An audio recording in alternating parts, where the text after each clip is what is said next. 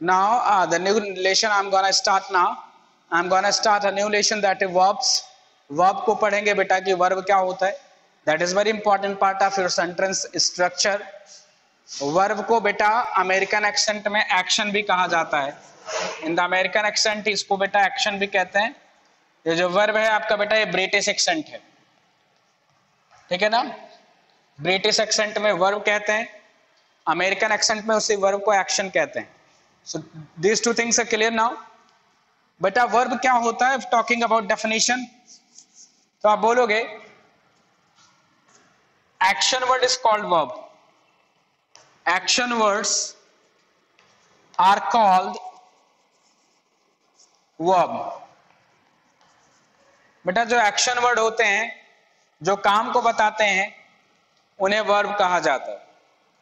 ऐसे वर्ड्स जो काम को बताएंगे बेटा, जो हमारे काम करने को बताते हैं, all this one is called verb, उन्हें वर्ब कहा जाता है बेटा.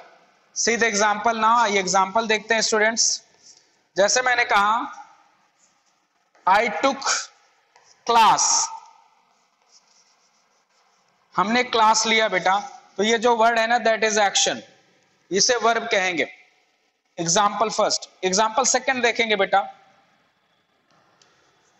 सी मेक्स फूड, तो यहां पे मतलब मेड, मेक्स क्या है बेटा, एक्शन है. मेक्स एक्शन है, दैट्स व्हाई मेक्स एक्शन है, इसीलिए बेटा ये वर्ब कहे जाएंगे दोनों. Both are the words, right. ये भी आपका वर्ब है बेटा, और आपका ये जो दूसरा वाला है that is also verb.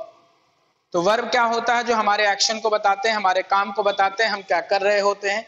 Students इसके बारे में जो जानकारी देते हैं वो एक्शन कहा जाता है. दैट इज बीइंग नोन, क्या, उसे वर्ब कहते हैं बेटा. That is known as what, verb, उसे वर्ब कहेंगे. तो वर्ब में मुझे लग रहा है ये बात आपको समझ में आ रही है बेटा, ठीक है. वर्ब में क्या हो रहा है बेटा, बात आपको समझ में आ रही है स्टूडेंट्स.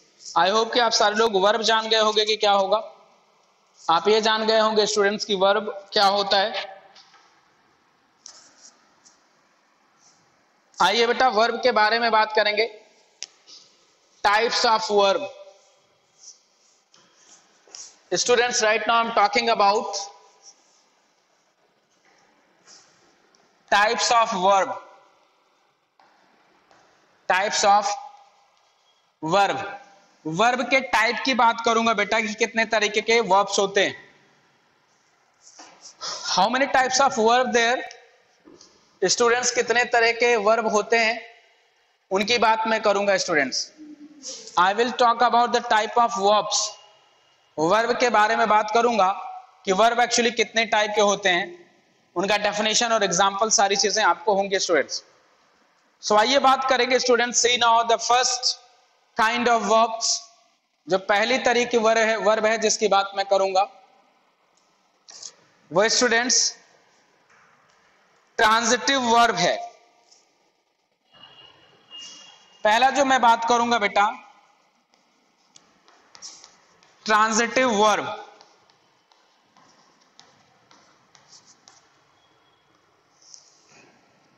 पहला जो है बेटा वो ट्रांजिटिव वर्ब है, और इस वर्ब को बेटा स्टूडेंट्स इस वर्ब को ऑब्जेक्ट के बिहाफ पे डिफाइन किया गया है. इस वर्ब को ऑब्जेक्ट के बिहाफ पे डिफाइन किया गया है. लिखेंगे a verb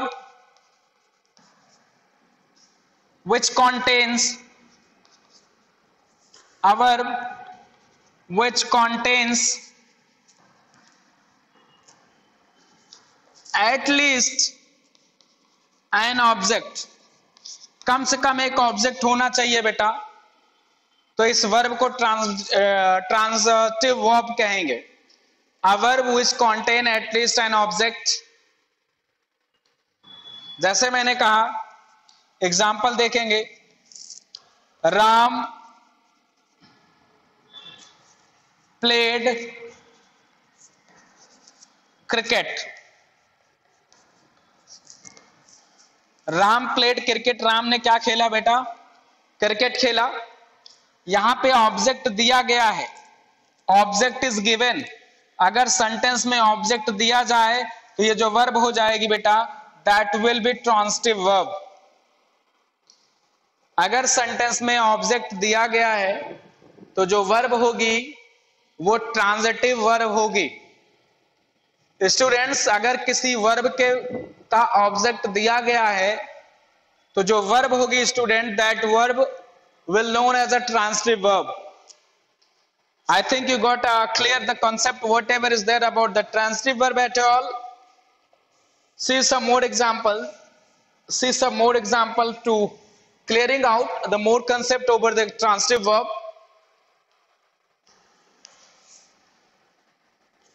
Example number second, see now. C takes tea. There is an object given, object given, object given. If the object is given, the action is known as what? Transitive verb. अगर sentence में object दिया गया है बेटा students, अगर sentence में object दिया गया है तो उससे रिलेटेड जो वर्ब होगा that will known as transitive verb, उसे ट्रांजिटिव वर्ब कहा जाएगा। क्लियर हो रही है बात? आई होप कि आपको चीजें क्लियर हुई होंगी। Students see next of intransitive verb. आइए इंट्रांजिटिव वर्ब के बारे में जानकारी करें बेटा। See the second kind of verb, second kind of verb है बेटा intransitive verb।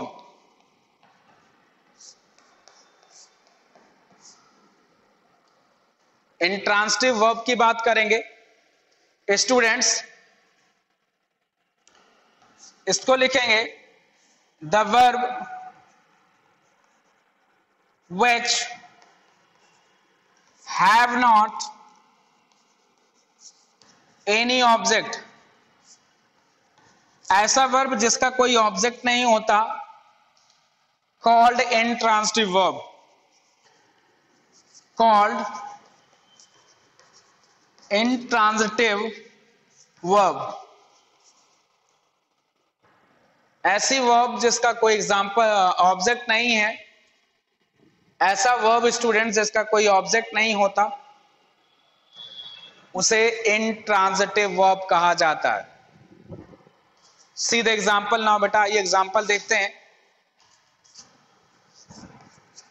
जैसे मैंने कहा आई प्लेड,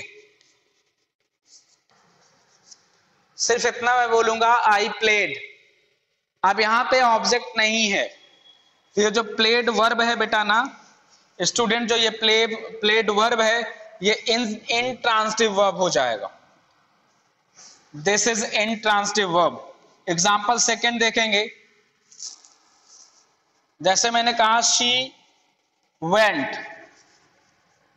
यहां पे इसका कोई ऑब्जेक्ट नहीं है, केवल वर्ब है बेटा, ऑब्जेक्ट नहीं है, तो ये भी इंट्रांजिटिव वर्ब हो जाएगा। वेंट कैसा वर्ब है बेटा student? Went is intransitive verb.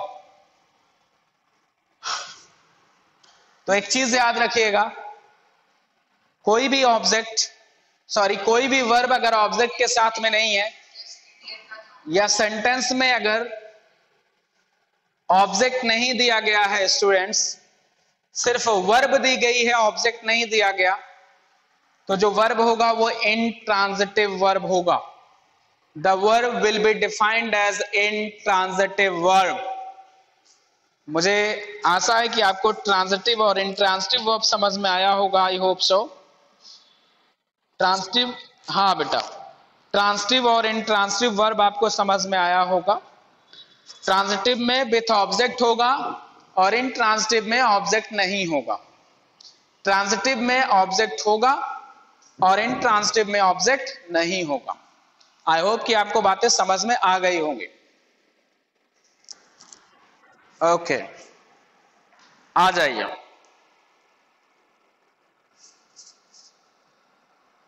अगली हेडिंग जो डालेंगे स्टूडेंट्स, वो डालेंगे।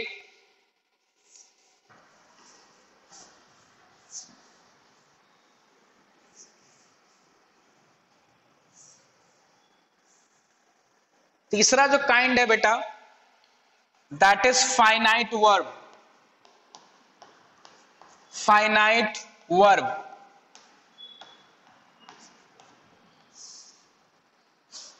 नेक्स्ट काइंड है finite verb.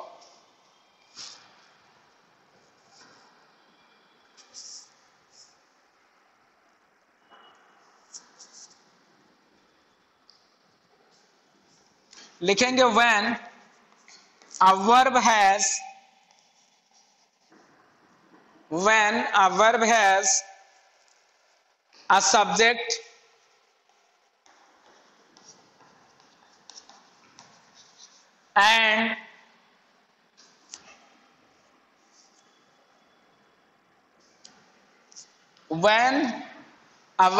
a subject and tense। बेटा किसी वर्ब के पास सब्जेक्ट और टेंस अगर होगा तो वो फाइनाइट वर्ब होगा, कॉल्ड फाइनाइट वर्ब।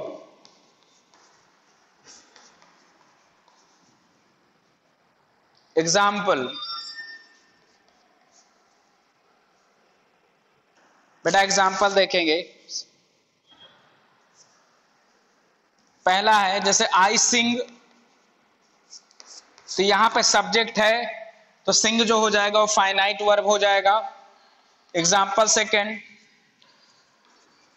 सी मेक्स, यहां पे ये टेंस है और सब्जेक्ट भी है तो ये भी फाइनाइट वर्ब हो जाएगा। एग्जाम्पल थर्ड, दे सैंग, तो यहां पे जो सैंग है बेटा, जो कि सब्जेक्ट दिया गया और ये टेंस भी है तो ये फाइनाइट वर्ब हो जाएगा।